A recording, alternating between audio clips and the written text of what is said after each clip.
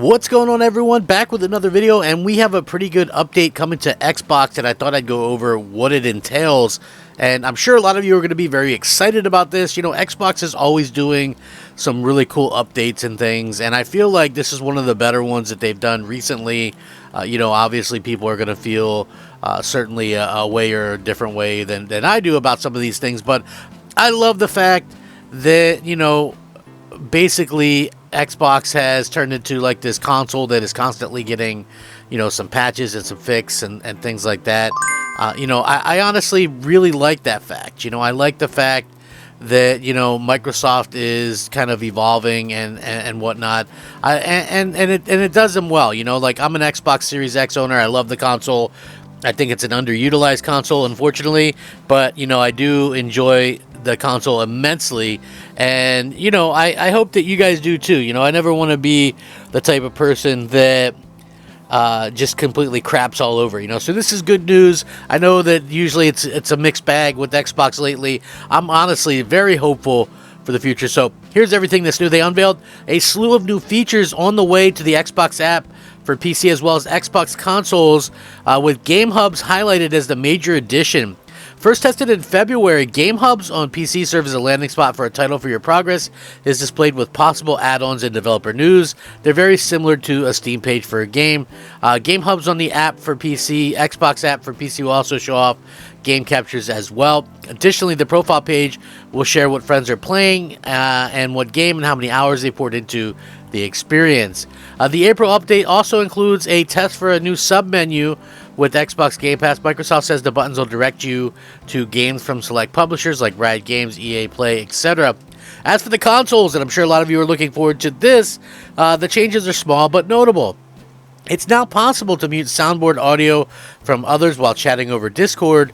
Next, Xbox systems will give you a heads up when storage space is getting limited on one drive while uploading game captures. And finally, restrictions on game installs and uninstalls can be placed on select users of an Xbox. For example, this could stop a younger child from downloading a bunch of titles, which could be useful for those with a data cap.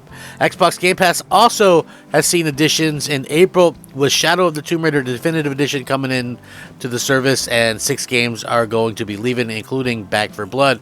So yeah, looks like they do have some pretty cool stuff coming out. At the end of the day, Microsoft is always looking to improve what they're offering people, so always trying to kind of do stuff like that. In addition to that, they are going to be offering 3 free Xbox games over the weekend. Microsoft has announced the weekend's free Xbox games free play days. They do those as well. Those either with the Game Pass Ultimate or Game Pass Core subscription can now play Fallout 76, PGA Tour 2K23, and Classified France 44 for free up until April 15th. They confirmed that Fallout 76 is free to play for all Xbox users, actually, regardless of subscription. It is free to play until April 18th. So you guys have a little bit of time to jump into that. Considering Fallout 76 is already included with Ultimate and Core, and you need at least a Core subscription to play the game, it's likely that the multiplayer action RPG is free, like I said. And you can nab achievements and things like that if you can kind of understand what's going on with these things. So that's pretty cool that they're adding all these different kind of aspects to the games that they're putting out. I'm a big fan of what they're doing, and I'm excited for like the future of what they're doing as well.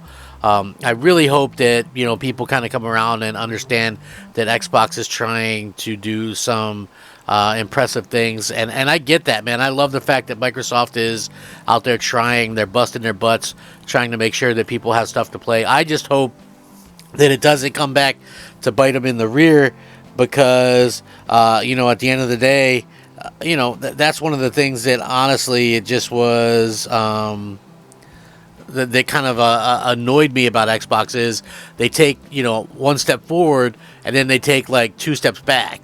And that's a super frustrating thing, because at the end of the day, I feel like they realistically need to kind of focus their fortitude in one direction.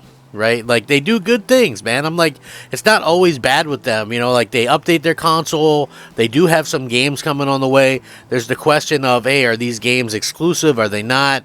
You know, that's the stuff that I would kind of question myself, like, hey, is this really something that they're going to be able to kind of continue to roll with? I hope so, because, you know, at the end of the day, Microsoft really needs to kind of get that stuff under control.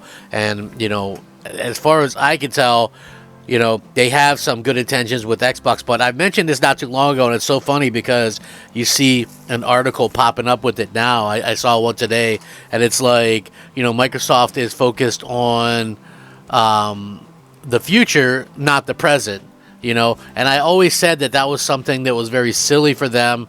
You know, to be honest with you, I just really think that they could be focused on the now, and, you know, and they would be able to do so much better. Like, everybody's like, oh, well, they're doing this, they're doing that, they're so much better, they're playing chess, not checkers, and that's the same stuff I've heard for over a decade, you know. So you have to excuse me if I don't completely buy into that. You know, at the end of the day, you know, I really want my experience to be the best that it can be, and you have this great console, and it's just kind of going the waste. I don't know if the Series S is the real problem with that or what, but, you know, at the end of the day, they keep improving the experience, and I love that about it. You know, I like playing on Xbox. I want them to continue to be able to improve my experience, and not only just improve the experience, but give me games and stuff that make me really appreciative of the console, you know. Like, you know, for me, every generation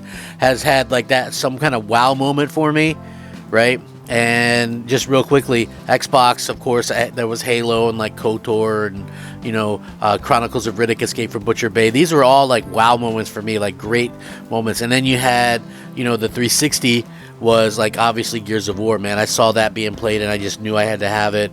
You know, so many great experiences on that. Even Xbox One, like Titanfall, that first Titanfall, that's goated in my opinion, man. That game is amazing. You know, I honestly thought it was so amazing. I wish Microsoft would have locked it up.